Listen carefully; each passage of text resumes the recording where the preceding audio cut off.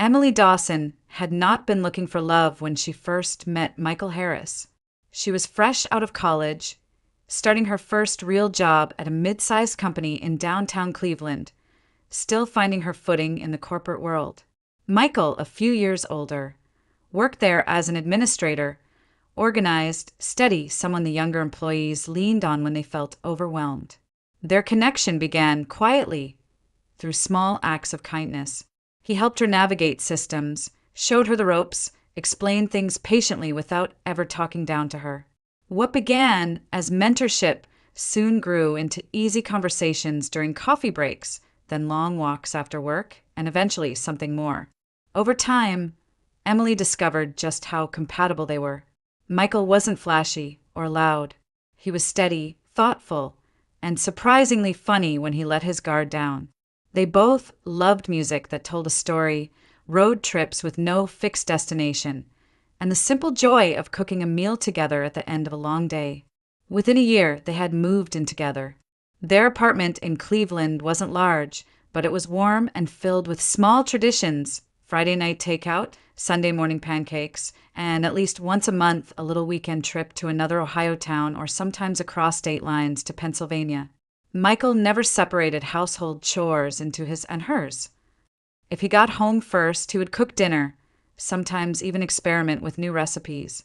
If Emily was free, she would fold laundry or plan their next getaway. Their life together was seamless, built on quiet gestures of respect. Friends often remarked on how comfortable they seemed, how natural their relationship felt. One detail, though, always stood out: Michael never touched alcohol. At gatherings, when beers were passed around or wine was poured, he politely declined. I'm an athlete," he would explain with a smile. "Been boxing since I was 7. My body doesn't handle alcohol well. Honestly, I don't even like the smell." It wasn't offensive, just matter of fact, and most people let it go. Emily admired the discipline. To her, it signaled self-control and commitment, traits she valued deeply. As their relationship matured, talk of marriage became inevitable. Emily's parents, Patricia and George Dawson, had known for months that she was serious about Michael. Naturally, they wanted to meet him. So one Saturday, Emily brought Michael to the Dawson home on the east side of Cleveland. Patricia, warm and gracious, had prepared a table full of food: roast chicken, mashed potatoes, her famous apple pie. George, more reserved but equally welcoming, poured drinks and made space at the table. They treated Michael not as a guest, but almost as family from the moment he walked in. Conversation flowed easily. George asked about Michael's job, his hobbies, his outlook on life. Michael, polite and articulate, answered without hesitation. He admitted his love for hiking, his habit of early morning runs along Lake Erie, his preference for quiet evenings over noisy parties. Patricia noticed the way he looked at Emily, soft but steady, with a kind of protective warmth. Still, as the evening wore on, a subtle question lingered in Patricia's mind. Between bites of pie, she finally asked, "So, Michael, tell us a little about your family." "Emily hasn't said much. We'd love to know more." Michael froze just for a moment. It was quick, so quick most people wouldn't have noticed, but Emily did. His smile faltered, then returned, practiced and calm. "Oh, they're in another part of Ohio," he said lightly. "Not much to tell, really. We don't see each other often." He shifted the topic with disarming charm, asking George about his work in logistics, steering the spotlight away from himself. Patricia exchanged a glance with her husband, then with Emily. It wasn't suspicion exactly, but curiosity. Why had Emily never met his family? Why, in all the time they had been together, had Michael never brought them up? Emily noticed it too. For the first time since she had fallen for him, she realized there was a part of Michael's life she knew almost nothing about. It wasn't the absence of detail that unsettled her, it was the way he deflected, as though there were doors he refused to open. The night ended warmly. Michael thanked Patricia for the meal, shook George's hand firmly, and helped Emily with her coat. But as they drove home, the warmth of the evening gave way to an unspoken tension. Emily stared out the window, wondering about the parts of Michael's story that remained hidden. He had given her his time, his kindness, his love. Yet behind that steady smile, there was a silence, one that seemed to stretch further than the miles between Cleveland and whatever town he came from. A silence Emily couldn't shake, no matter how much she tried. Winter had barely lifted when talk of a wedding began to fill the Dawson household. Patricia loved nothing more than to imagine her only daughter in white, walking down an aisle lined with flowers, every guest rising to watch. George, practical as always, pretended not to care about the details, but Emily caught him smiling when Patricia talked about the first dance or the champagne toast. To her parents, a wedding was not just a formality, it was a celebration of family, tradition, and the life they had worked so hard to give their daughter. Michael, however, saw it differently. One evening in their small Cleveland apartment, over takeout containers and the hum of the radiator, he brought up. He began carefully, what would you think about keeping the wedding small? Just us, maybe a few close friends. Something simple, like a courthouse ceremony and dinner afterward. No limos, no banquet halls, none of that. Emily tilted her head, surprised. She had always imagined something modest, but still festive. Family gathered, music playing, photographs to frame. Small, sure, she said, but you mean no reception at all? Michael shrugged, trying to sound casual. Why spend money feeding 100 people we hardly know? We could use that money for a honeymoon or maybe a down payment on a house. Something that actually matters for our future. His reasoning made sense. Practical, even romantic in its own way. Yet when Emily mentioned it to her parents, Patricia gasped in disbelief. No reception? Absolutely not. Emily, you deserve a proper wedding. We've been waiting for this day since you were born. I don't care if we have to pay for it ourselves. We will. You're our daughter, and you should have the celebration you dream of. George backed her up with a quiet nod. It's not just about you two, sweetheart. It's about family too, about honoring the commitment you're making. Emily stood between them, torn.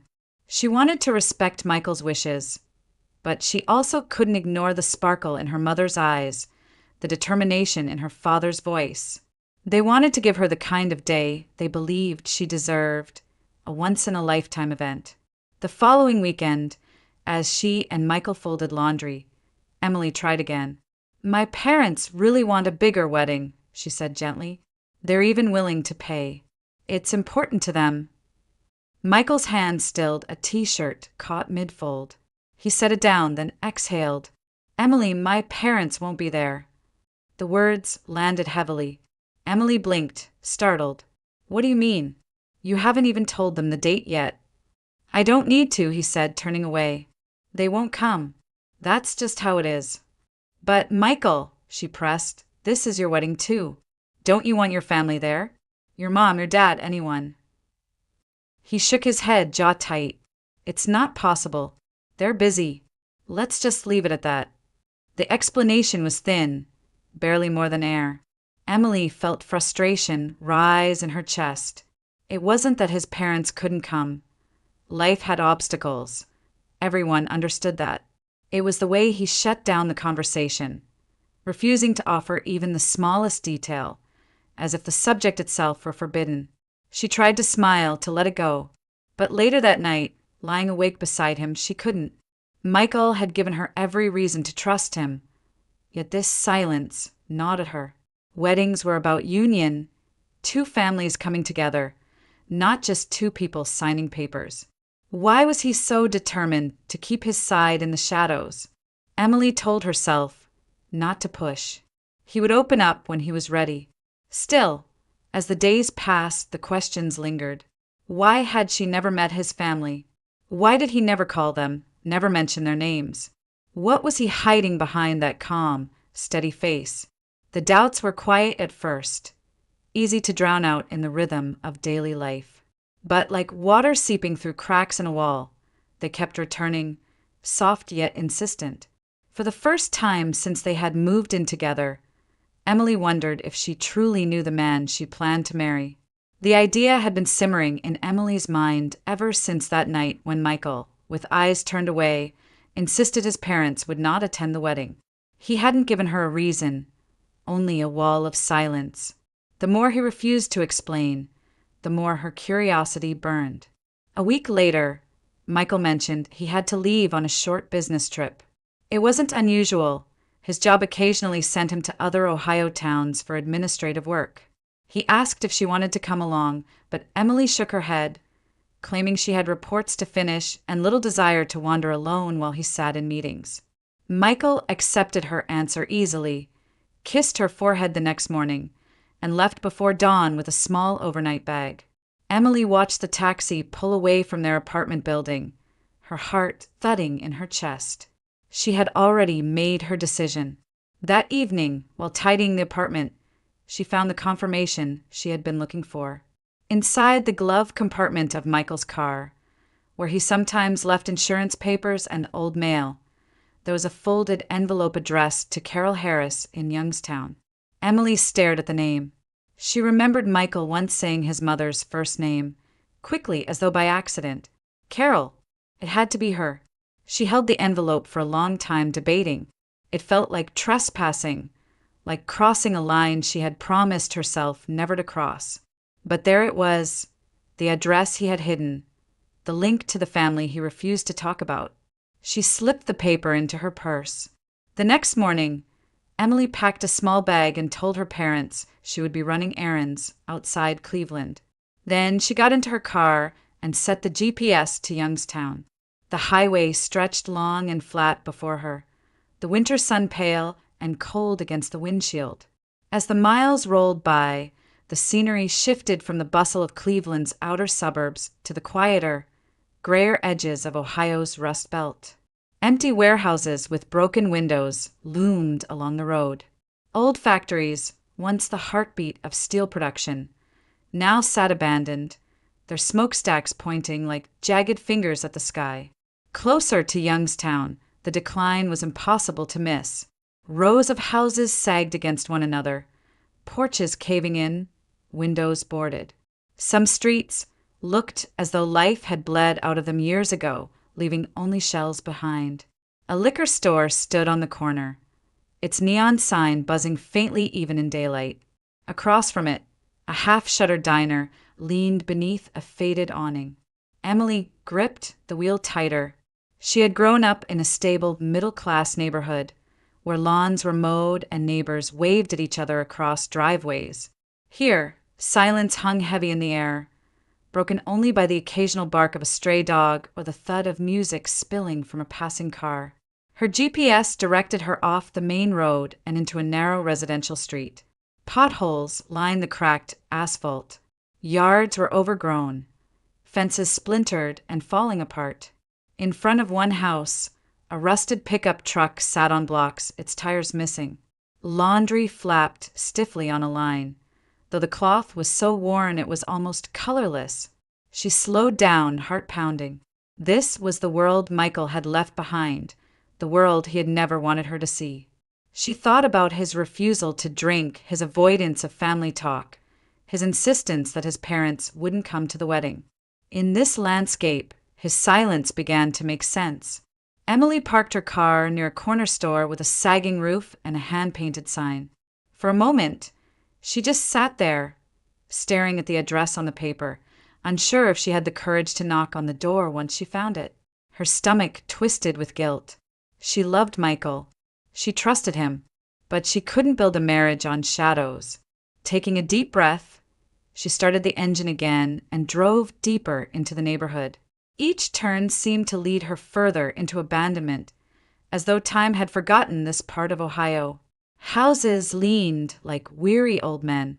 A child's tricycle, rusted and broken, lay overturned in a yard choked with weeds. Somewhere in the distance, a dog howled, long and mournful. The closer she came to the address, the more Emily felt the weight of what she was about to uncover. This was no longer about curiosity. It was about truth. The truth behind the man she loved, the truth he was too afraid or ashamed to share. Finally, she saw the number painted crookedly on a cracked mailbox. Harris. Her chest tightened. She pulled the car to the curb and turned off the ignition. For a long moment, she didn't move. The house before her sagged under its own weight, the porch littered with beer cans, the curtains yellowed and stiff. Emily closed her eyes, inhaled once, then opened the car door. The cold air bit her cheeks as she stepped out, the sound of her boots crunching against gravel far too loud in the empty street. Whatever secrets Michael had buried here, she was about to face them. Alone, Emily stood before the sagging house, the number on the mailbox barely legible beneath layers of rust and peeling paint. Her breath fogged in the cold air as she climbed the creaking porch steps. The smell hit her first, stale beer, sour liquor, and something acrid that clung to the boards. For a moment, she almost turned back. She knocked. At first there was no response, only the muffled drone of a television from somewhere inside. She tried again, louder this time. A voice barked from within, low and irritable. The door cracked open to reveal a woman who looked older than her years. Carol Harris's hair was matted, her face blotched and tired, her eyes rimmed red. A faded bathrobe hung from her thin shoulders, stained with food and liquor.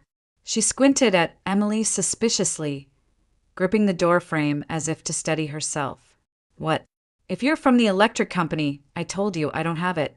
You can shut it off, see if I care. No TV, no fridge, doesn't matter." Her words slurred slightly, a bottle of cheap vodka dangling from one hand. Emily froze, heart racing. I'm looking for Carol Harris," she said carefully. "You found her." Carol's gaze sharpened, scanning Emily from head to toe. The robe shifted as she crossed her arms. "Who are you and what do you want?" Emily opened her mouth to respond, but before she could, a young voice rang out from deeper inside. "Mom, leave her alone. She's not the power company." A girl appeared in the hallway, a thin figure, maybe 12 years old, with dark blonde hair pulled back in a messy ponytail. Her eyes were startlingly green, sharp and unflinching. She carried herself with a defiance that seemed far too old for her age. "Go back to your room, Lily," Carol snapped, her words coated with bitterness. But Lily didn't move. Instead, she squared her shoulders and glared at her mother. "You're just gonna try to take her money, like you always do. Shut your mouth." Carol lunged toward her, swaying on her feet. The vodka bottle sloshed. Lily darted back a step, her voice rising. "You sold my jacket for booze. You sold the new boots Michael bought me. You'd sell the phone too if I let you. That's why he doesn't come here anymore." The words hung heavy in the air. Emily felt her stomach drop. Michael's name, spoken with such anger, such raw hurt. Carol's face twisted, equal parts shame and rage. "Don't you talk about your brother like you know him. You don't know what he's done for this family. You don't know what I've had to do." Lily's hands clenched at her sides, her small chest rising and falling with quick, shallow breaths. "You've done nothing but drink. Daniel's gone, and Michael hates this place because of you. And when I grow up, I'm leaving too." Her voice cracked, but her eyes didn't waver. Emily stood frozen in the doorway, her mind spinning. She had come searching for answers, and here they were, ugly, raw, spilling out in front of her. Carol turned back to Emily, suddenly remembering the stranger on her porch. Her expression hardened. "You, whoever you are, you don't belong here. Get off my property." Emily's pulse thundered in her ears. Part of her wanted to obey, to run back to the safety of her car and forget she had ever come. But then she looked at Lily, at those fierce green eyes filled with a mix of courage and desperation. The girl's gaze lingered on her, silently pleading, though her lips said nothing. "I'm sorry," Emily whispered, stepping back onto the porch. "I didn't mean to intrude." Carol slammed the door shut, the sound reverberating through the brittle walls. Silence followed, heavy and suffocating. Emily stood there a moment longer, her breath visible in the fading light, her heart pounding as though it might break free of her chest. Through the thin curtains of a cracked window, she caught a glimpse of Lily retreating down the hall, her shoulders tense, her small frame hunched against the chaos that filled the house. Emily knew one thing with certainty. Whatever Michael had tried to bury, whatever silence he had built between his past and his present, it was real. And it was darker than she had imagined. The door had barely slammed when Lily bolted out the side of the house, her sneakers pounding against the cracked sidewalk. Emily stood frozen for a moment. Then instinct pulled her forward. She couldn't leave the girl alone. Not after what she had just witnessed. "Lily, wait," Emily called, her voice catching in the cold afternoon air. The girl didn't slow. She darted down the street, slipping between two leaning houses, her small frame moving with surprising speed. Emily hurried after her, her boots crunching over gravel and broken glass. Her heart raced, not just from the chase, but from the gnawing sense that if she let Lily disappear now, she might never find the truth Michael had spent his life hiding. After several blocks, the road opened into a clearing. An old convenience store squatted on the corner, its sign faded and its windows grimy. Beyond it, a narrow dirt path wound toward a stretch of water glinting faintly in the pale sun. Emily spotted Lily heading in that direction, shoulders stiff, hands shoved into her jacket pockets. Emily ducked into the store first, the bell over the door giving a weak jingle. Inside, the air was stale, lined with shelves of canned soup, dusty boxes of cereal, and a cooler humming with soda and cheap beer. She grabbed a packet of cookies, a stick of beef jerky, and a few brightly wrapped lollipops from a jar by the counter. The cashier, an older man with weary eyes, rang her up without comment. When Emily stepped back outside, Lily was waiting at the edge of the path, arms crossed. Her eyes, those piercing green eyes, narrowed. "Why are you following me?" Emily held up the bag. "I thought you might want something to eat. That's all." For a moment, Lily didn't move. Then, with a shrug that tried to look careless but carried the weight of exhaustion, she turned toward the lake. "Fine, but I'm not going back home right now." Emily followed her down the path. It led to a small lake, ringed by bare trees and scattered rocks. The water was calm, reflecting the washed-out sky. Lily sat on a fallen log near the bank, pulling her knees to her chest.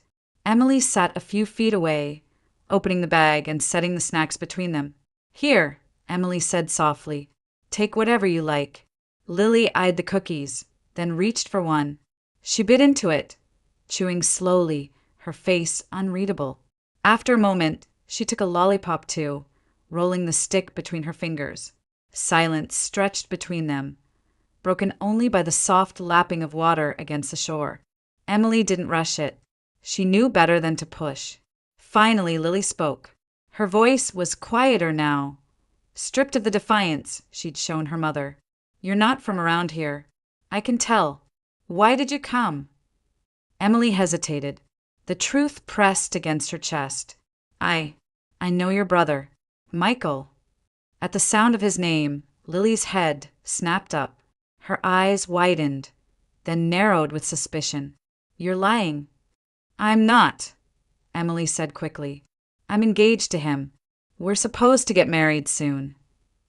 For a long moment, Lily just stared. Then, slowly, her shoulders dropped. "So that's why you showed up." She looked out at the water, her voice hardening. "He doesn't talk about us, does he?" Emily shook her head gently. "No, he never has. That's why I came. I wanted to understand." Lily gave a sharp laugh, one that didn't carry any humor. "Of course he doesn't. Why would he? This place, my mom, it's nothing he'd want you to see." Emily stayed quiet, letting the girl's words come on their own. Lily picked at the wrapper of her lollipop, then began, her voice low but steady. "Michael used to come home a lot, back when Daniel was still alive. He tried to help, tried to take care of things. But Mom, she was always drinking, selling whatever she could for booze. Jackets, shoes, even my school supplies. Michael stopped bringing stuff because she'd just traded away. He hated it here, hated her, but he loved us, especially Daniel. Her throat tightened and she paused. Emily's heart clenched. She could hear the truth pressing at the edges of Lily's voice, a truth she wasn't sure she was ready to bear. Daniel was different, Lily whispered. He was strong. He always protected me, even from Mom's boyfriends. But one night, one of them came after her with a knife. Daniel stepped in. She stopped, staring at the lake as though the water itself might swallow the memory. He didn't make it. Emily's chest ached. She wanted to reach out, to put a hand on Lily's shoulder, but she didn't. The girl wasn't asking for comfort. She was telling her story because no one else would. "That's why Michael doesn't come back," Lily said finally, turning those green eyes on Emily. "He blames himself. He thinks if he'd been here, Daniel would still be alive. But he couldn't save him. He couldn't save any of us."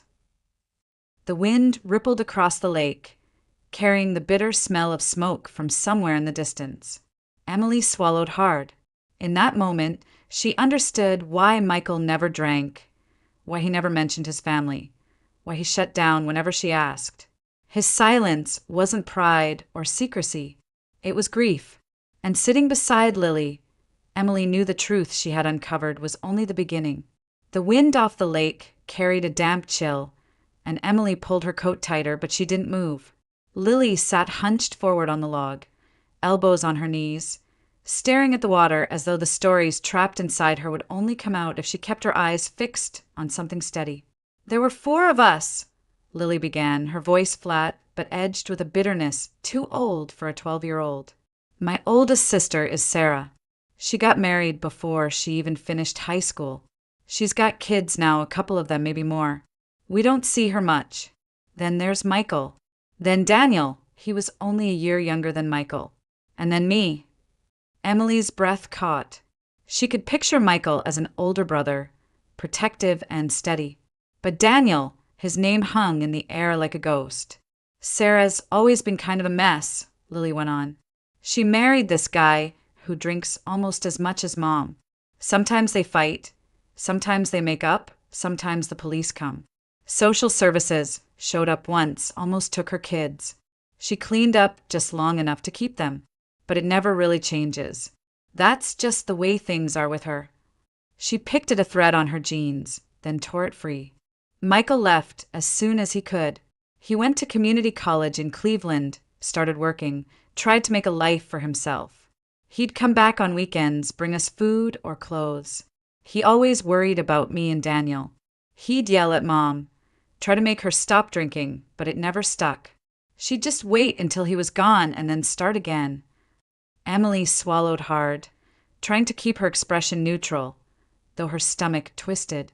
"Daniel was different," Lily whispered. "He stayed.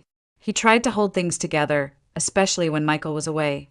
He protected me, even from Mom. And he really believed he could save her." Her voice cracked.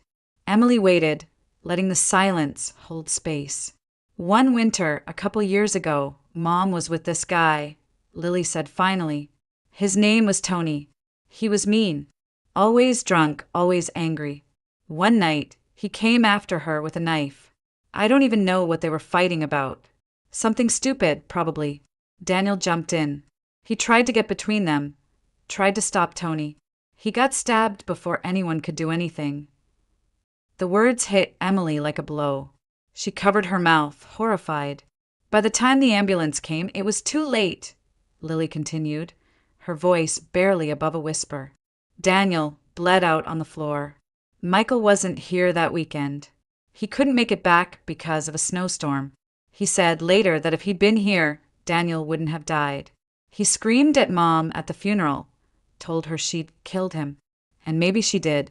If she hadn't let Tony into our lives, Daniel would still be alive." Emily blinked back tears, her throat tight. She could almost see it, the cramped living room, the shouting, the flash of a knife, Daniel collapsing while his little sister watched. "Michael never came back after that," Lily said. "Not really. He showed up one last time, to pack his things and to make sure I had what I needed. He gave me a card opened a bank account for me, put money in whenever he could. But he wouldn't step inside the house again.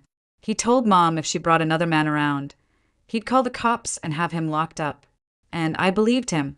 Everyone did. People around here don't mess with Michael anymore. But he still won't come back. Lily finally turned to look at Emily. Her eyes were wet but hard, daring Emily to deny her story. That's why he doesn't drink. That's why he never talks about us. He hates alcohol, hates what it does, hates her, and he blames himself every single day for Daniel. Emily's chest ached. She wanted to gather the girl into her arms, to tell her it wasn't Michael's fault, that no one could have stopped a storm or changed that night. But she understood now why Michael had built such thick walls around his past. Every sip of liquor, every shadow of that house, carried the memory of blood on the floor and the brother he couldn't save. For a long while, neither of them spoke. The lake shimmered dully, the sun sliding lower, casting the world in shades of gray. Emily stared at the water, trying to absorb the weight of what she had just heard. She thought about the man she knew, the man who laughed softly when she burned pancakes, who folded laundry without complaint, who kissed her hand in passing as though it was the most natural thing in the world. And now, beneath all of that, she saw the grief he carried like a second skin. It wasn't shame that kept him silent. It was pain. Pain so deep he couldn't bear to name it. Emily closed her eyes, a single tear slipping down her cheek. For the first time, she fully understood why Michael never raised a glass, never let himself relax when others lost themselves in drink. For him, alcohol wasn't a casual indulgence. It was the reason his family had fallen apart, the reason his brother was buried in the ground, the reason he kept Lily at arm's length, though he loved her fiercely. And for Emily, the truth was both devastating and clarifying. The silence that had once unsettled her now made heartbreaking sense.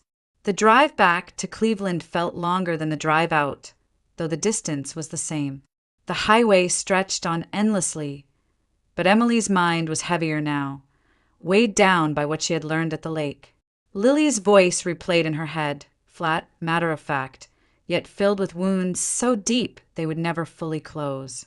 For siblings, a mother consumed by addiction, a brother buried too young, and Michael caught in the middle of it all, carrying guilt that was never his to bear.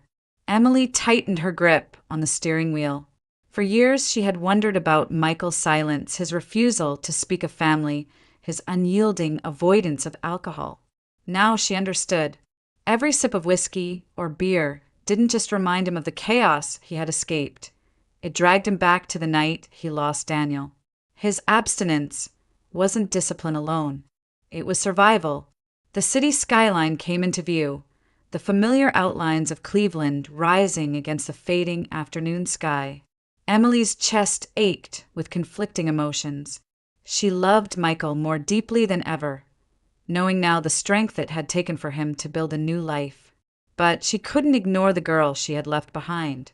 Lily, with her fierce green eyes and brittle courage, was still stuck in that collapsing house, still bracing against the chaos that had already stolen too much from her. When Emily finally stepped into her parents' home that evening, Patricia noticed the shadow in her daughter's eyes at once. Dinner sat waiting on the table. Roast chicken, potatoes, the comforting smells of a safe and steady household. But Emily couldn't taste any of it. "Sweetheart, what's wrong?" Patricia asked softly, touching her hand. Emily hesitated, then shook her head. "Nothing you can fix, Mom. Just, I've been thinking about the wedding." George looked up from his plate, curious. "Changed your mind about the big party already?" His tone was light, but there was an edge of surprise. Emily drew a steady breath. "Yes, I don't want the big wedding. I don't need the banquet halls, the limousines, or the flowers. What I want is simple. Just Michael, me, and the people who matter most. And that means Lily should be there." The room fell quiet. Patricia's brows knit in confusion. "Lily, she's his little sister," Emily explained, her voice trembling slightly. "I met her. She deserves better than the life she's stuck in." She deserves to see her brother start fresh, to know she's not forgotten. George leaned back in his chair, folding his arms. Emily, we don't even know this girl. Are you sure? I've never been more sure of anything, Emily interrupted, her tone firm. She glanced between them, her parents' familiar faces lined with concern. You've given me everything: stability, safety, love. Lily has none of that. If Michael and I are starting a new life, I want her to be part of it, not left behind. Patricia exchanged a glance with George, her expression softening. You really care about her? Emily nodded, tears welling in her eyes. She's just a child, Mom. She's had to grow up too fast. Michael won't admit it, but he's been keeping her afloat from a distance. And I can't marry him while pretending she doesn't exist. Our wedding should be about love and family, and she is his family. Silence lingered for a moment. Then Patricia reached across the table, squeezing Emily's hand. If this is what you want, then we'll support you, no matter what. George sighed, shaking his head slowly, but there was no anger in his eyes, only resignation and a trace of pride. All right, no grand wedding. If bringing this girl into your life makes you happy, then that's what we'll do. Relief washed over Emily. For the first time since she had left Youngstown, she felt a sliver of hope. The road ahead would be complicated. Michael's pain wouldn't vanish overnight, and Lily's world couldn't be repaired with a single gesture. But Emily knew one thing with certainty. Love wasn't just about sharing joy. It was about shouldering burdens together, about refusing to turn away from the people who needed you most. That night, as she lay awake in her childhood bedroom, Emily imagined a wedding not filled with glittering chandeliers or endless guest lists, but a small circle of people who truly mattered.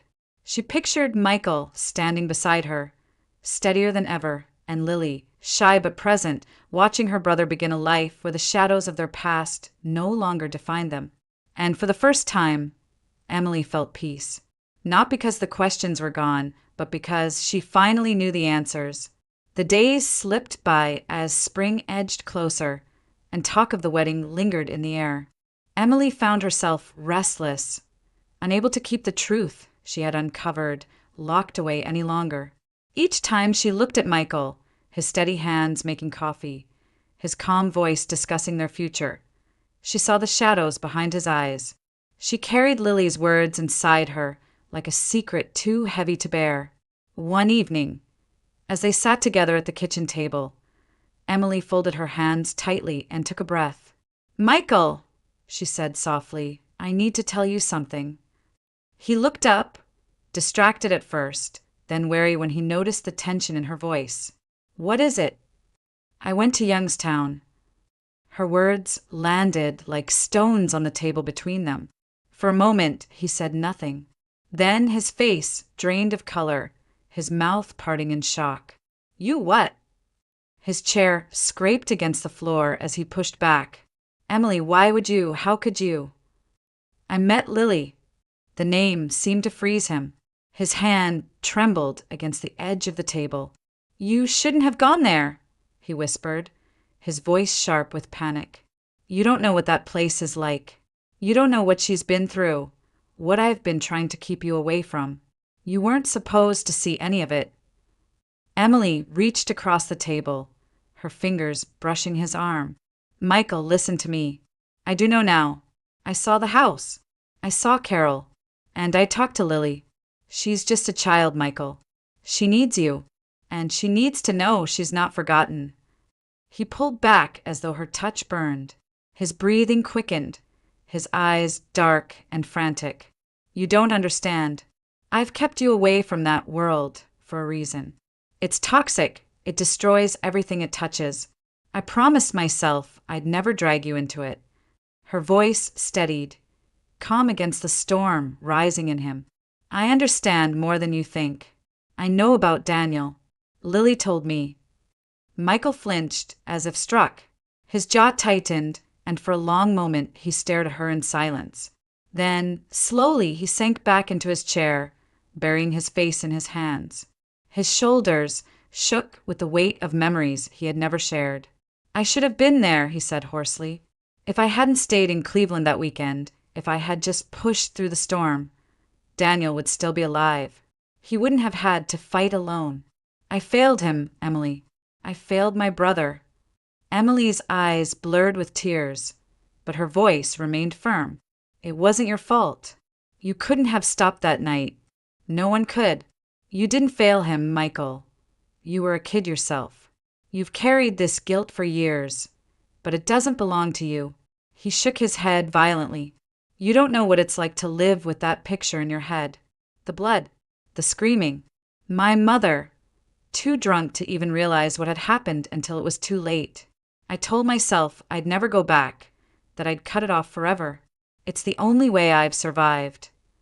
Emily leaned closer, her hand resting gently over his clenched fists. "Survival isn't enough. Lily is still there. She looks up to you. She loves you. And whether you like it or not, she is part of our life now. When we get married, I want her there. Not out of pity, not out of obligation, but because she is your family, our family." Michael lifted his eyes, red-rimmed and raw. "You really mean that?" "I do," Emily whispered.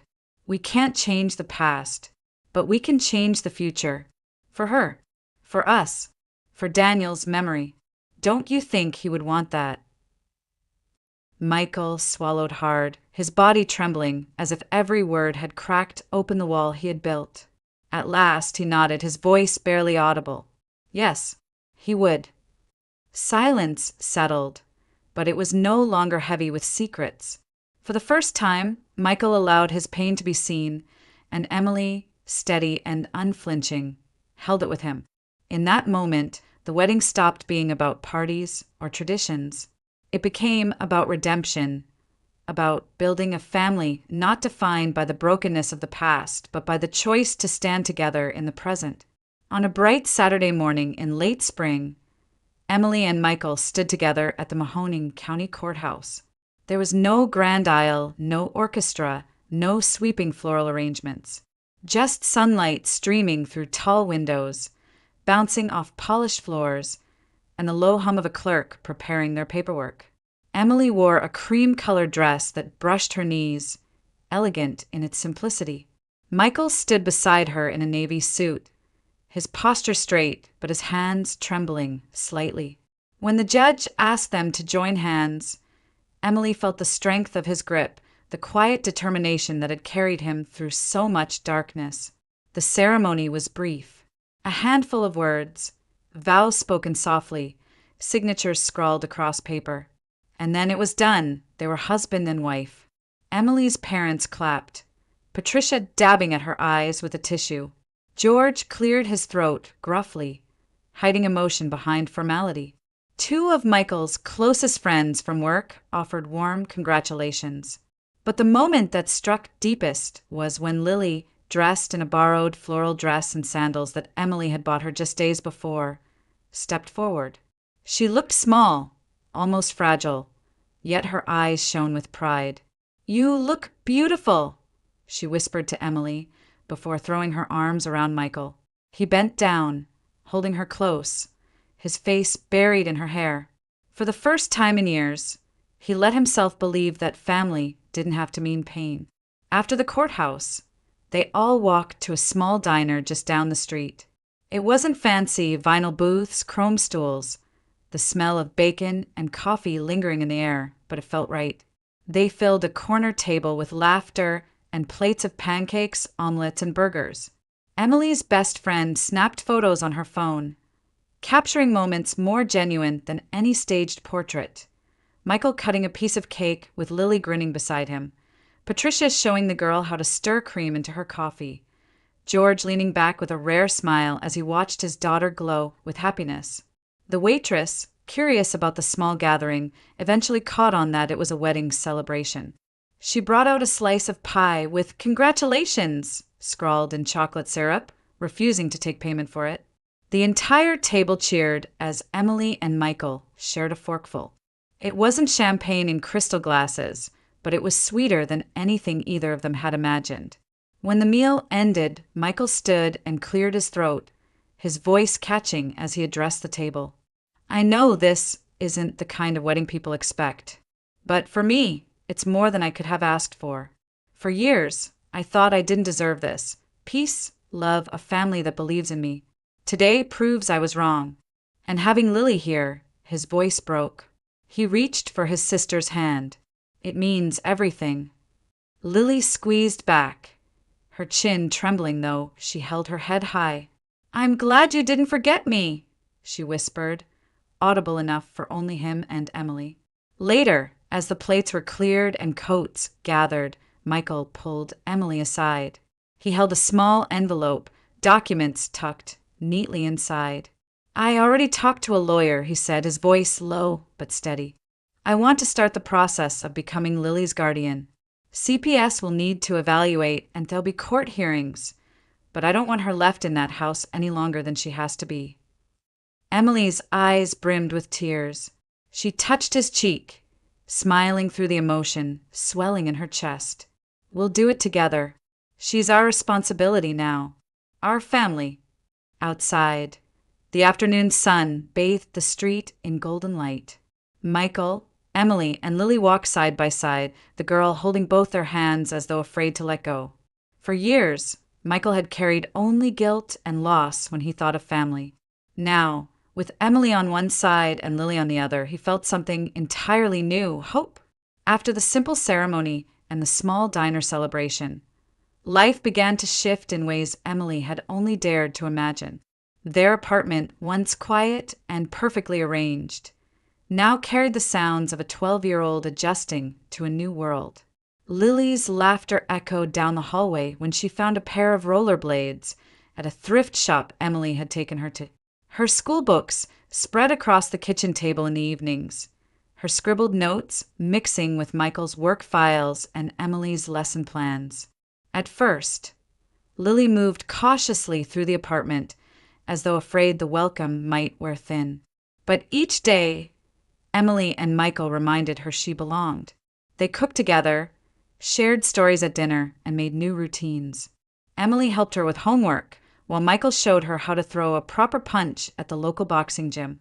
Slowly, the haunted look in Lily's eyes began to soften. Of course, nothing about the transition was simple. Within weeks, Michael was on the phone with lawyers and social workers, starting the process that would make him Lily's legal guardian. Child Protective Services scheduled home visits, checking their apartment for safety, reviewing their finances, interviewing both Michael and Emily. The court required background checks, letters of reference, proof of steady employment. It was exhausting, but Michael never complained. One evening, after yet another long call with their lawyer, Michael sank onto the couch, running a hand over his face. It feels like they're measuring every inch of me, waiting for me to fail. Emily sat beside him, resting her head on his shoulder. They're not waiting for you to fail. They just want to be sure Lily's safe. And she is. You've already been taking care of her in every way that matters. Her words proved true. At the first hearing, the judge reviewed the case, noting Michael's clean record, his stable job, and the strong support system provided by Emily and her family. Carol didn't contest the petition. In fact, she didn't even show up. By the end of the summer, Michael received full guardianship of Lily. The day they walked out of the courthouse, Lily clutched the official papers in her hands like a shield against everything she had endured. Michael bent down, his voice breaking. You're with us now. For good. No one can take that away. Emily blinked back tears as Lily buried her face in her brother's chest. In that moment, the Harris family began to heal, not by forgetting the past, but by choosing a different future. Months later, on a gray November morning, Michael suggested something he had avoided for years. I want to take you both to see Daniel. His tone was steady, though his hands twisted together nervously. So they drove back toward Youngstown, the air crisp with the bite of early winter. The cemetery sat on a low hill outside town, quiet and still. Leaves, brown and brittle, clung stubbornly to bare branches. Michael carried a bouquet of white chrysanthemums, his steps heavy as he led the way to a modest headstone carved with his brother's name, Daniel Harris, beloved son and brother. For a long moment he couldn't speak. He sank to his knees in front of the grave, his shoulders trembling. "I'm sorry," he whispered, his voice cracking under the weight of years. "I should have been here. I should have protected you." Tears streaked down his face. He pressed his hand against the cold stone, his breath visible in the chill air. Emily knelt beside him, wrapping her arms around his back. Lily stood close, silent but steady, her small hand resting on her brother's shoulder. "You didn't fail him," Emily murmured. "You've carried that guilt for too long. Daniel wouldn't want you to live this way. He'd want you to keep going, to protect Lily, to live the life you both dreamed of." Michael closed his eyes, letting the words sink in. For years, he had carried the moment of his brother's death like a chain around his neck. But here, with his wife and sister beside him, he felt the weight begin to lift. The grief was still there, it always would be, but for the first time it no longer defined him. As they stood, snowflakes began to fall, soft, delicate